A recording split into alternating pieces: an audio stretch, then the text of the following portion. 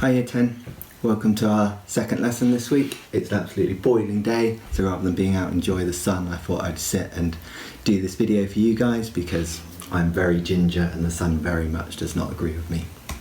So we will start with our 6 questions before we talk a little bit about the topic for today. So the first one is, how many chromosomes are there in a diploid cell? So if you don't know this, it might be that you're starting on the wrong lesson. You need to go back and watch the first one.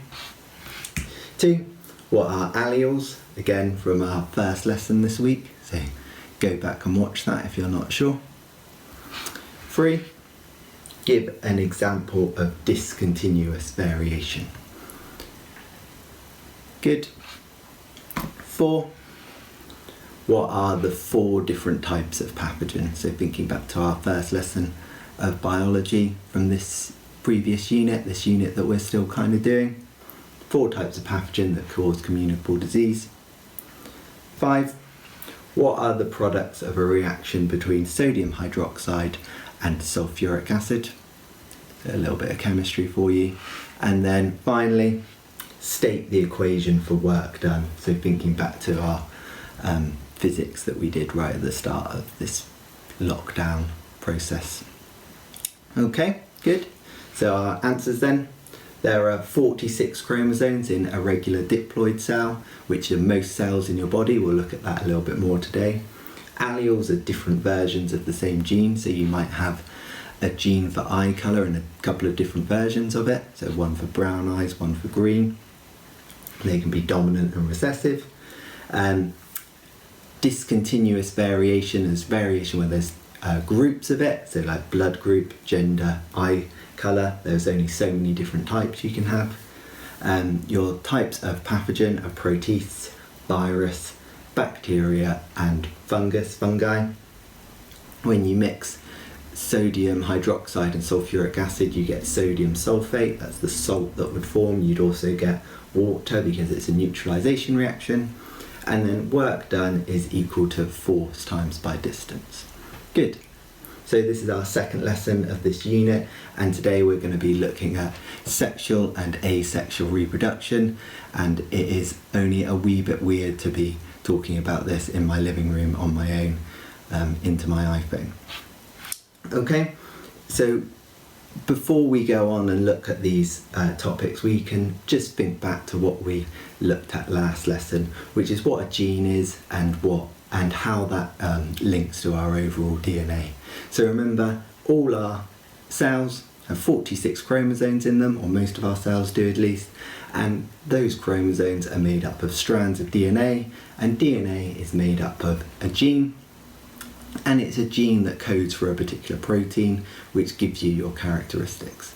And today we're going to look at a little bit of how our characteristics end up with us, how we got them and where they came from. And that means we're going to start by looking at a little bit of the process of how we all got here, that process of sexual reproduction. We are going to skip some of the finer details, I hope you'll all be glad to hear, and we're going to go down to the key bits on paper. We will do that. Okay, so let's think about what we know about sexual reproduction then, which hopefully we all know a little bit about it, but we're just thinking about the science today and how this process leads to us being born and the features that we're born with. Okay, so the first thing to think about and to know about from a science point of view is that sexual reproduction requires sex cells. And we have a new word here for what sex cells are, which is gametes. And gametes is just the science word for sex cells. And it's important that we know this word, we recognise this word, and we're able to define it, because occasionally it's worth a mark or so in an exam knowing that word, gametes. But really, this is just science for an egg cell and a sperm cell. The female sex cell, the egg cell, and the male sex cell, the sperm cell. Okay, which all of this we should be familiar with. It's just these couple of different terms, gametes so far. So if we think about what a sperm cell looks like, which we should all be familiar with, we've seen these lots, drawn them lots, I'm sure, seen them lots in different subjects, science as well. It's this little tadpole looking cell. And what's special about these sex cells is that they've got half the normal number of chromosomes. So just 23 chromosomes in a sperm cell, and it's much the same in an egg cell as well if we draw that out. It's a little less exciting, an egg cell, not got quite such a exciting shape. It does just look a little bit like a fried egg, or at least it does when I draw it out, and it's got 23 chromosomes as well. And if we look at this genetic information within it, it's important to remember and realise that 23 means that they've both got half the number of regular chromosomes. And so sexual reproduction is all about bringing this bit of genetic information together back to make a whole. And because they've got just 23 chromosomes, we call them haploid cells. Okay? So haploid cells are different to regular diploid cells because there is half the number of chromosomes within them.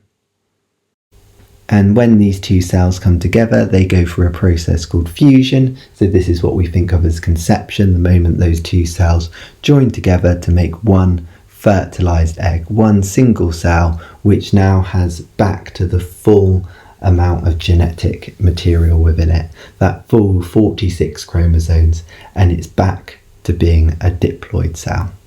We all start off as that one cell that then multiplies and turns into us and all our different features. This creates variation because you're taking 23 chromosomes from one person and 23 chromosomes from the other, and you're splicing them in together to be back as one diploid cell, which then multiplies out. This is quite different to the process of asexual reproduction, and we'll look at that now too, okay? So asexual reproduction then might not be a process that we're quite so familiar with. It might be something that we've not heard of, although we may well have heard of the word asexual before at the very least. And this is a process that takes place in nature, and it mainly, or the example you need to know most about, is bacteria. Bacteria reproduces asexually, and when we looked at bacterial resistance or antibiotic resistance last lesson, the fact that it reproduced asexually was important for this. But some plants reproduce asexually, and so do some very specific animals like starfish, for example. Okay, and asexual means without sex, essentially. So it doesn't require those sex cells that sexual reproduction did. It doesn't need gender, it doesn't need male and female, it can just happen. So if we take a look at a bacterial cell, thinking back to our first unit of biology here, bacterial cells don't have a nucleus, their genetic information just floats around in the cytoplasm. And so as a result of this, when bacteria wants to multiply, wants to breed, wants to create offspring, it can just divide. It can just split itself into two and create two new bacterial cells, or produce two new bacteria cells. And this means it's mega quick, and it doesn't need to go through this process of finding a mate and finding the opposite sex cell in order to produce offspring. It can just split and divide, and so you get lots of divisions very, very quickly, as we can see here. And this is why bacterial resistance or antibacterial resistance can occur so quickly, because you very rapidly get these divisions. So what's really important to remember with asexual reproduction is that every time you get one of those divisions, you're producing identical offspring. So unlike with sexual reproduction, where you get that variation, this time you're getting identical offspring, or clones is another way of thinking of it.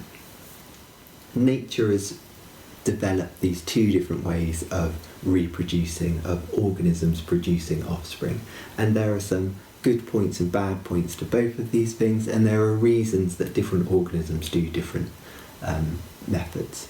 So we need to know a little bit of the advantages and disadvantages of both of these, and we'll start thinking about that by looking a little more at exactly what sexual reproduction is and some of the steps involved in this, okay? So let's think about exactly how we go about getting a child if we want one. We have to make the decision to want children. We have to go out and find ourselves a partner, which can be difficult because it doesn't always work out. Once you do find someone, you have to woo them and date them and decide that you're both the right fit for one another, all of which again takes further time, but eventually, all being well, you will find that special someone for you. You need to propose to them, get married to them, something that is more difficult to do than you'd think during a pandemic, all of which takes extra time still. It can take years for all of this. Then you have a very special evening together. Once you are all married, make sure you wait. Then after 9 months of pregnancy, you will have your little bundle of joy. This is all to say it is a long process. Okay, much like making this video. Okay, so thinking of that video and what we heard just before that, we can now fill in this table of advantages and disadvantages for the two types of reproduction that we've looked at so far.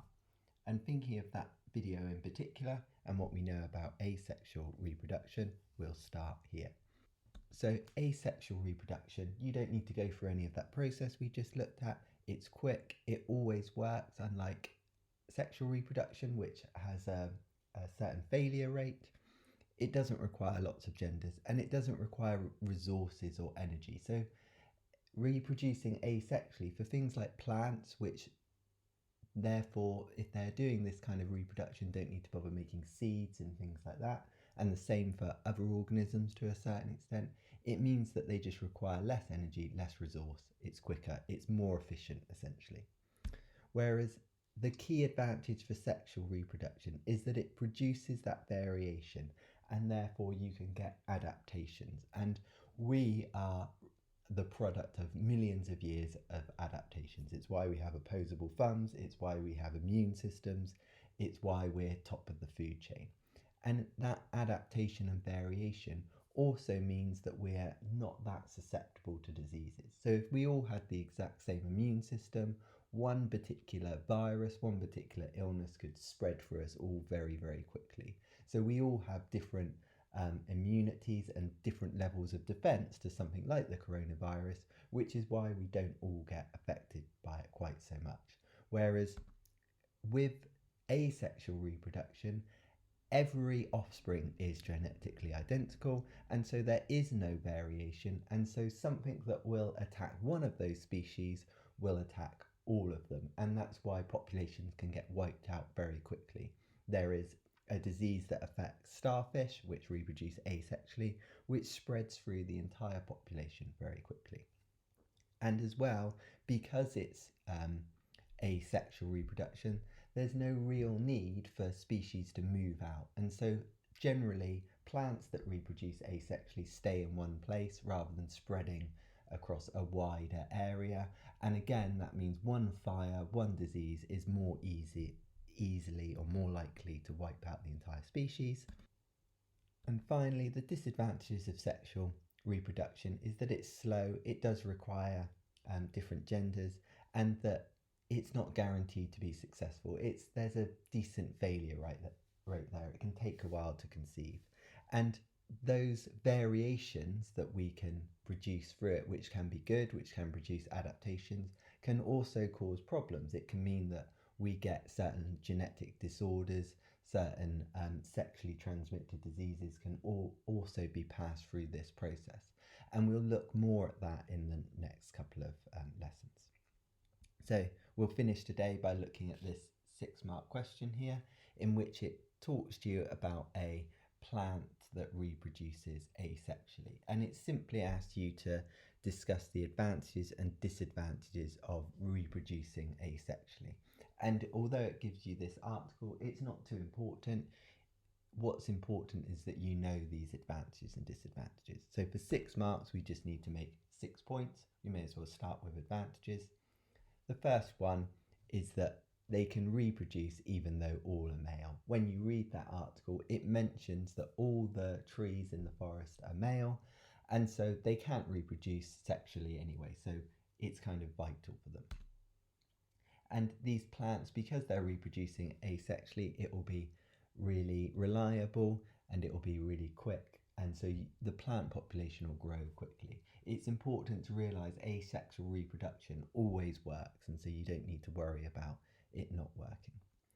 And it won't require any energy during that reproduction process. These plants just divide, they don't need to make seeds, they don't need to make pollen, that kind of thing. It just works each time.